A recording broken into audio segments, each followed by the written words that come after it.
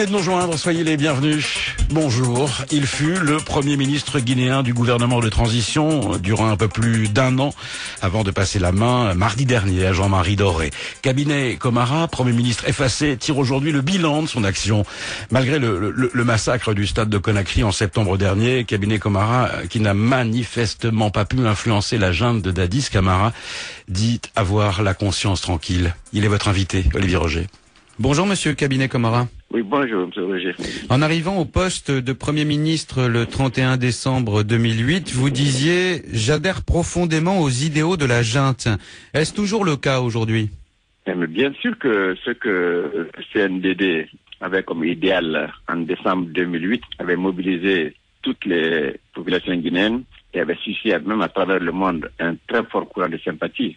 Donc aujourd'hui, si ces idéaux sont répétés et réécrits et suivis, je vous assure que vous aurez il y aura plein d'adeptes pour y aller. Mais n'avez-vous pas le sentiment qu'en un an, ces idéaux ont été dévoyés? Il y a les idéaux, il y a la pratique. À la pratique, l'homme change. Quand il est apparu que les délais des élections commençaient à être décalés, naturellement les uns et les autres ont commencé à se poser des questions. Et c'est là que chacun de nous, de la manière qu'il a pu mobiliser la communauté internationale pour qu'elle vienne intervenir de façon à ce que la trajectoire soit remise sur les rails. Vous disiez tout à l'heure l'homme change. Est-ce que ça signifie que vous avez vu Moussa Dadis Camara changer en un an? J'ai beaucoup vu, surtout beaucoup de gens autour de lui changer. Certains de l'entourage du président et du système ont dû penser que la parole donnée devrait être amendée. Lorsque vous avez compris que Moussa Dadis Camara changeait d'optique sur sa candidature à l'élection présidentielle, lui en avez-vous parlé? Avez-vous tenté de le mettre en garde? Je dois vous dire que le président ne m'a jamais dit à moi, Monsieur le Premier ministre, je veux être candidat. Jamais. Chaque fois que nous discutions, c'était dans l'optique de continuer le processus pour que des élections libres et démocratiques soient tenues conformément aux engagements initiaux. Mais dans les prises de position des uns et des autres, on voyait qu'il y avait une certaine tendance au changement. Mais le président n'a jamais eu le courage de me dire à moi, Monsieur le Premier ministre, je veux être candidat. Et vous n'avez jamais eu le courage de le mettre en garde contre les dangers d'une telle mesure?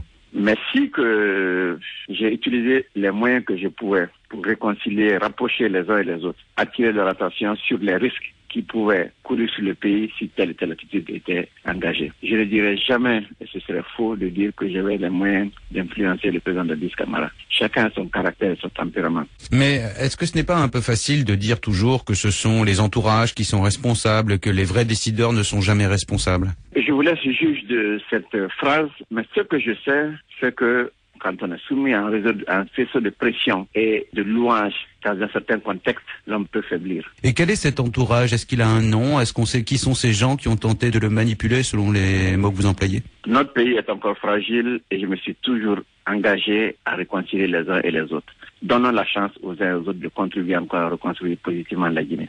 Pourquoi n'avez-vous pas démissionné au lendemain du massacre du 28 septembre? Ma démission, à l'époque, aurait précipité un chaos. Je le dis avec conviction. Mais quand même, est-ce qu'il n'y a pas des moments dans la vie d'un homme, d'un responsable politique, où les principes moraux doivent l'emporter sur les autres considérations? Je vous laisse juger de ça, mais je suis très heureux, au contraire, qu'aujourd'hui, même ceux qui me poussaient à démissionner, y compris au sein de la communauté internationale, ont reconnu aujourd'hui la justesse et le courage de la décision que j'ai prise à ce moment-là. Qui a reconnu cela? J'ai reçu une lettre de félicitations de la CEDEAO au nom de la communauté internationale. J'ai reçu la semaine dernière 4 déclarations conjointes, enfin individuelles, du représentant des Nations Unies, du ministre nigérian des Affaires étrangères, du médiateur de la CEDEAO et d'autres, pour tous m'encourager, me féliciter, me remercier d'avoir pris ce risque de rester au service de mon pays à un moment particulièrement palpitant et dangereux. J'ai, du peu que j'ai pu, essayé de sauver l'essentiel. Et croyez-moi, tout ne peut pas être dit. Je suis avec la conscience tranquille. Ce n'est pas un motif une raison de fierté, mais c'est quelque part une raison pour moi d'être tranquille avec ma conscience. Merci beaucoup, Monsieur Cabinet Camara. Merci à tous.